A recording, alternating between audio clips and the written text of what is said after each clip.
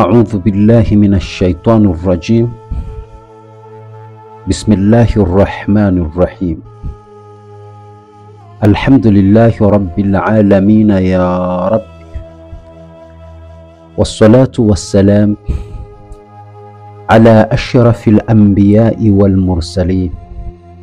أما بعد. Ama baada ya kumshukuru Allah jalla fi'ala na kumtakia rehma kipenzi wa umma Mtume Muhammad sallallahu alayhi wasallam.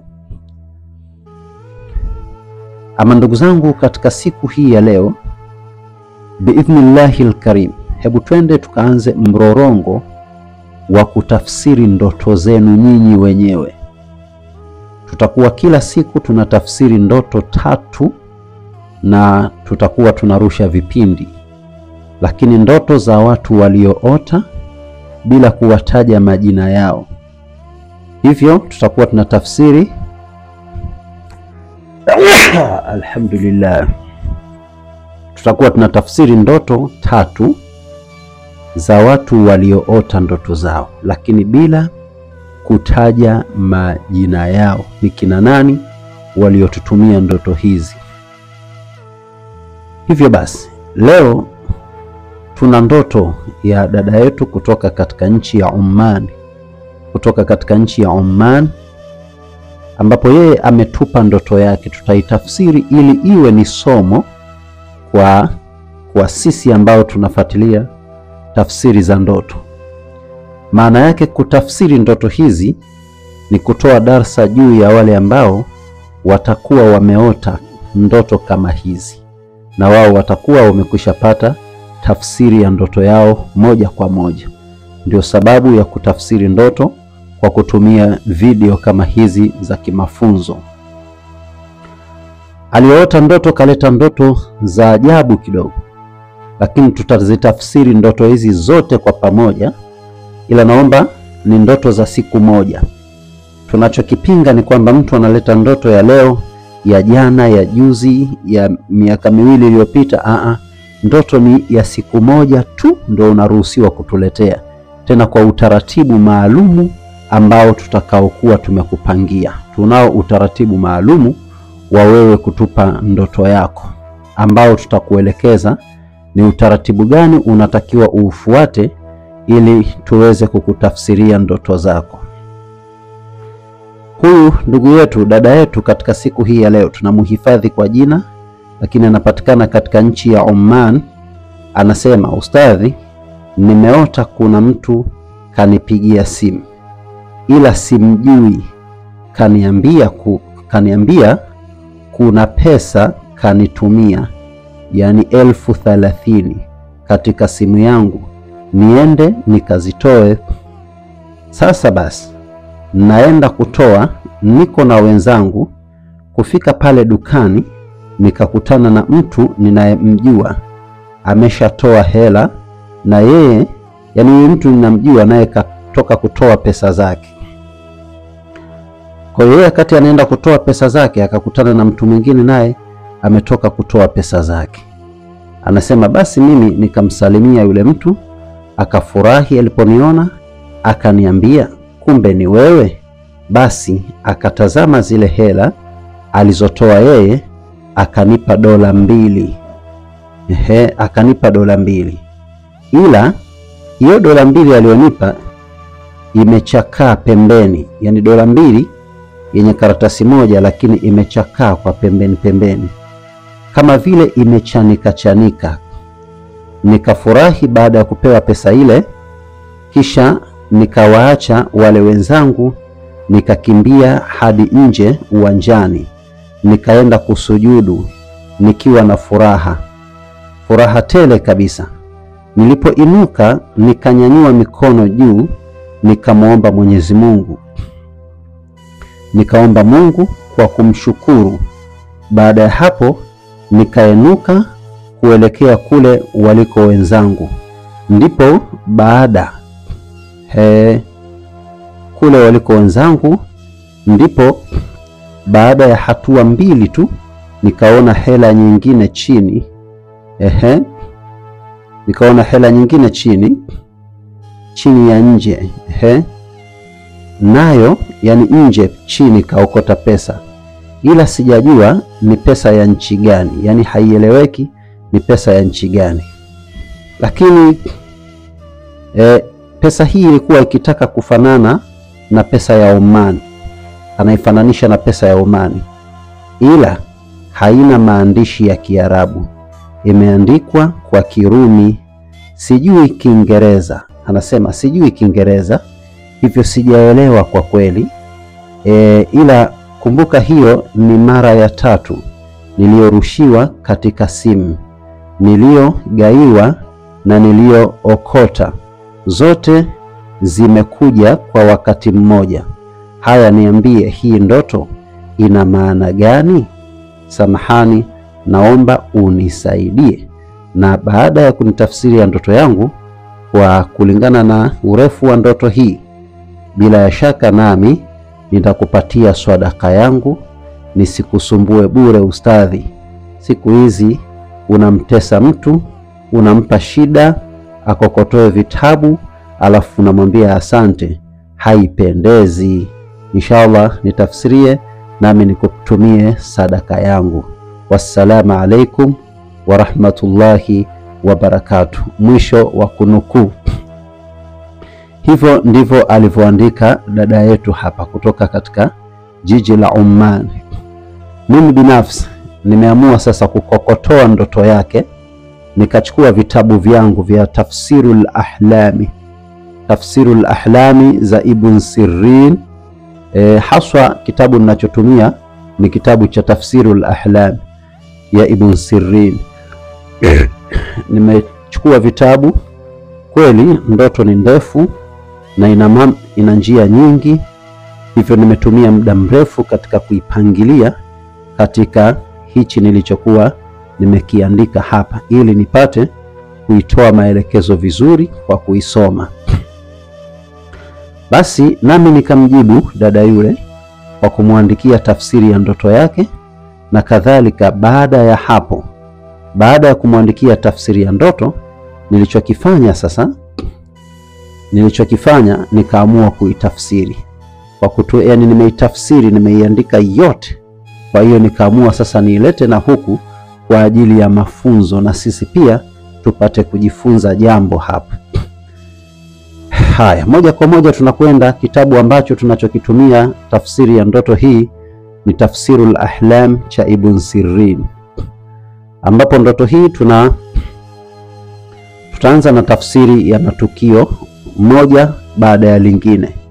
Katika hii ndoto kaeleza matukio, kuna matukio ya kuokota pesa iliyochakaa. Matukio haya yote tutaeleza tafsiri zake, na kisha baada ya hapo tutampa ndoto yake tafsiri kwa ujumla ili ajue nini cha kufanya. Na baada ya hapo tutatia na ushauri mwingine, ambaye atakayepata ndoto kama hii maana yake atakuwa anajua afanye kitu gani insha Allah biidhnillahil karim. Katika Tafsirul Ahlami tunaanza na matukio moja kwa moja. Tunaanza sasa kuelezea mfumo huu. Kwanza kabisa nilimuhusia nikamwambia, na kutumia message hii, tulia na uisome vizuri kabisa, acha papara ili upate kuielewa. Nikamtumia kwa nilichomjibu ndicho leo ninachokifundisha kwako wewe. Nimeanza kumuelezea ndoto yako nitaitumia kufanya kipindi nawe ufaidike zaidi, shukrani. Kwa nimemuomba kwanza ndoto yako nitatumia kufanyia pia kipindi na watu wapate faida. By Muhammad Kundian, Uncle K. Hatua ya mwanzo katika tafsiri ya ndoto ya dada yetu inasema, kwa mujibu wa Ibn Sirrin, kupigiwa simu, ndoto ya kupigiwa simu au kuitwa na mtu usiyemjua mara nyingi humaanisha ya kwamba habari mpya au riziki inayokujia ghafla isiyo ya kutarajiwa. Hiyo ndo maana ya kupigiwa simu, either sometimes na mtu usiyemjua. Ikiwa umeota umepigiwa simu au umeletewa habari na mtu usiyemjua, tafsiri yake ni kwamba, taarifa hii ni kwamba unapewa bishara njema ya kupata riziki ghafla, riziki nzuri kabisa, riziki ya kutosha. Lakini kadhalika tukio lingine ambalo katika ndoto ya huyu dada, hela kuingia kwenye simu. Hela kuingia kwenye simu yako, maana yake ni kwamba ni dalili ya riziki kupitia njia ya kisasa isiyokuwa ya moja kwa moja.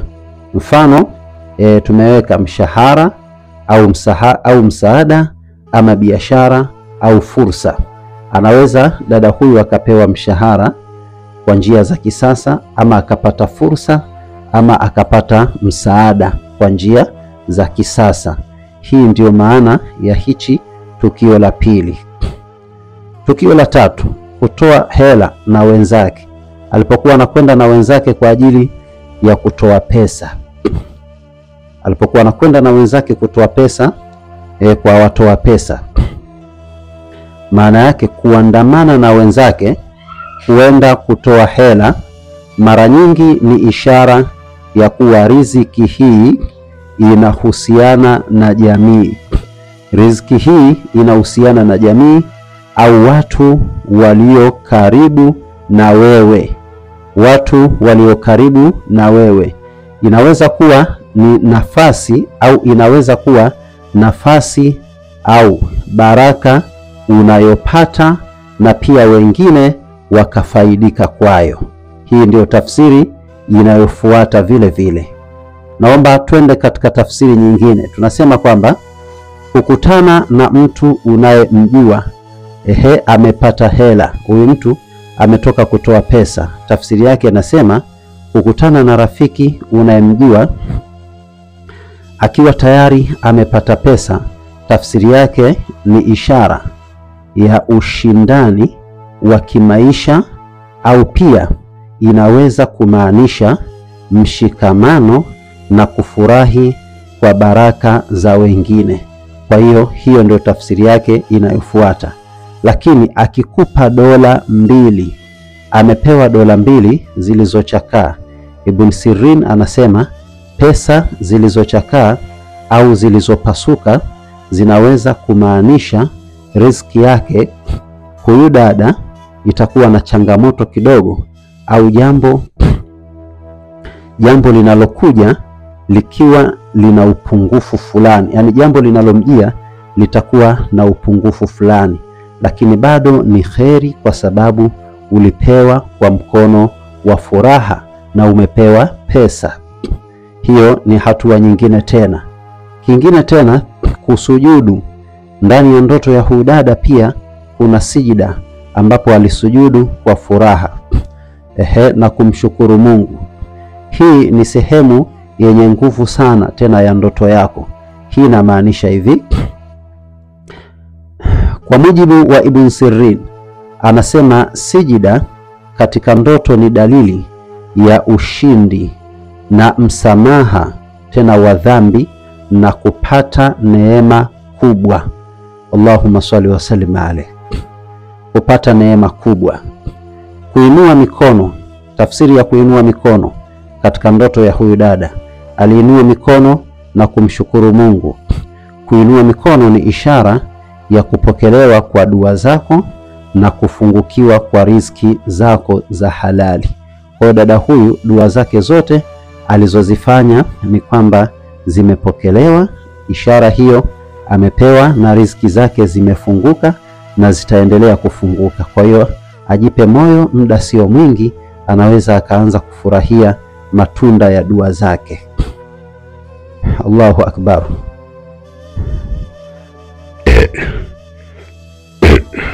Aya. Naam, samahani. Tunaendelea kuokota hela nyingine chini. Kuokota hela nyingine chini maana yake kuokota hela chini mara nyingi kwa Ibn Sirin, kwa tafsiri za Ibn Sirin ni kwamba riziki isiyotegemewa au fursa mpya inayokufikia kwa njia ya ajabu.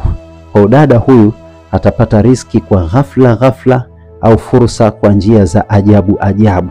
Hayo ni moja kati ya tafsiri za ndoto hizi.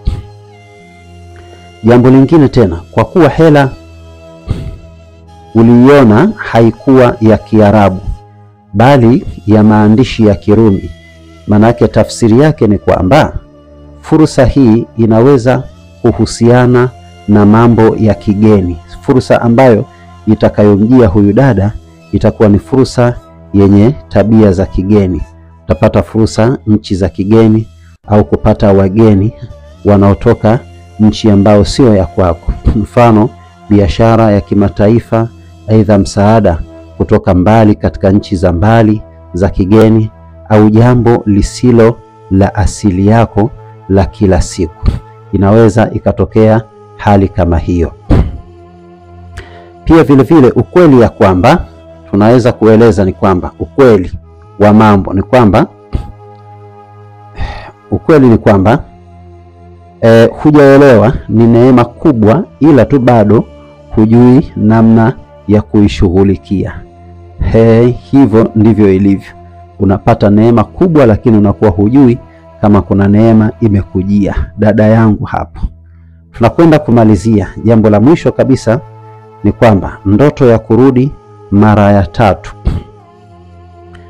Ndoto kurudi, yani anasema ndoto hii imekuwa ikijirudia mara kwa mara. Imerudi mara ya 3.